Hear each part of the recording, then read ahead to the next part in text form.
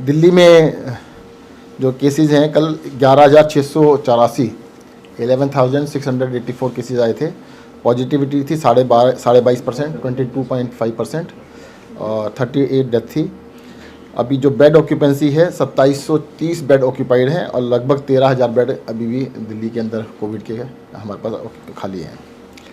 और पॉजिटिविटी भी धीरे धीरे कम हो रही है, जो 30% चली गई थी अब वो 22.5% के आसपास आ गई है और टोटल नंबर ऑफ़ केसेस भी दिल्ली में धीरे धीरे कम हो रहे हैं।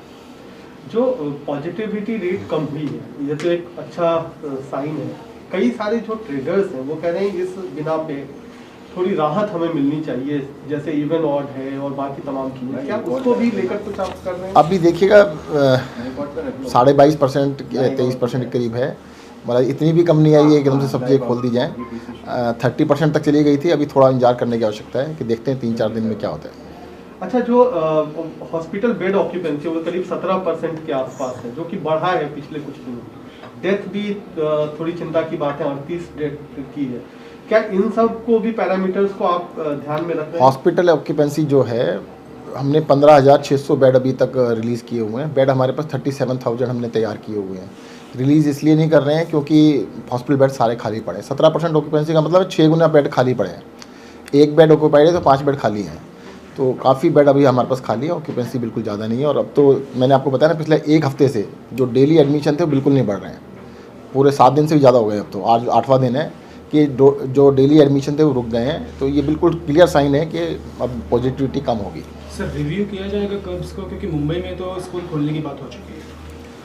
अभी 3-4 दिन तो देखते हैं। देखो रिवर्सल है, डाउन है, परंतु कंफर्म बिल्कुल अच्छी तरह से हो जाए ना कि देखो 30% का 22.5% आया है, तो अभी आधा तो हो कम से कम। तो क्या अभी कोई DDMA की मीटिंग कोई अभी नहीं, जब कॉल होगी बता दिया जाएगा।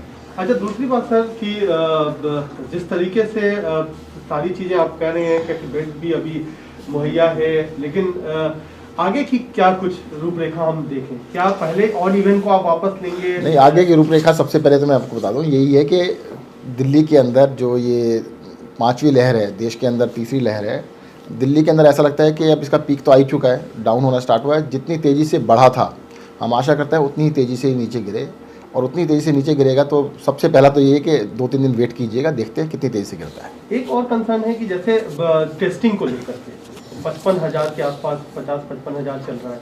पहले आप चले गए थे करीब 1 लाख तक, वो एक कम क्यों हुआ है? और दूसरा जो कड़े नियम कर दिए हैं कि आप जब तक डॉक्टर का प्रिस्क्रिप्शन नहीं लाओगे, OPD चल नहीं रही है कई सारे हॉस्पिटल में, कहाँ से लाएगा कोई? देखो पहली बात मैं बता दूँ, हमारे किसी भी टेस्टिंग सेंटर पे कोई भी आदमी टेस्ट कराने जाता है उसको मना नहीं किया जाता, सबका टेस्ट किया जाता है, पहली चीज़। दूसरी चीज़, नियम हमने कोई नहीं बदले हैं। केंद्र सरकार ने नियम को क्लैरिफाई किया है कि जिन लोगों को सिम्टम्स हैं उनका टेस्ट किया जाए और जो हाई रिस्क है उनका टेस्ट किया जाए। साथ साथ उन्होंने कल क्लैरिफिकेशन ये भी दिया कि कम्युनिटी के अंदर भी कुछ जगह पर पॉकेट्स में जाके चेक करें, वो भी हम कर रहे हैं। और टेस्टिंग का देखो, जब किसी को मना कर ही नहीं रहे, हमारे टेस्ट पिछले आप 6 महीने में देखिए 50,000 के आसपास चल रहे हैं, 50-60 कल भी 52 थे, आज 60,000 के करीब हैं। तो क्योंकि संडे को लॉकडाउन था, संडे था, थोड़ा कम होते हैं, उसके बाद थोड़ा से बढ़ जाते हैं। तो टेस्टिंग में ऐसा कुछ नहीं है, किसी को मना नहीं किया जा रहा है। आज की पॉजिटिविटी रेट और केस कितना है, आने की संभावना है?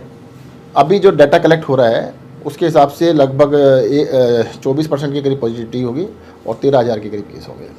सर, सेंटर ने दोबारा लिखा है कुछ स्टेट्स को, यूनियन टेरिटरीज को, यही बोलते हुए कि टेस्टिंग कम कर दी गई है, दोबारा से रैंप अप की। देखिएगा, दिल्ली के अंदर पूरे देश के हिसाब से कम 3 गुना टेस्टिंग हम कर रहे हैं पूरे देश के। हाँ, बाकी राज्यों में हो सकता है कम हो, दिल्ली के अंदर टेस्टिंग बहुत ज़्यादा कर रहे हैं और बढ़ा दें।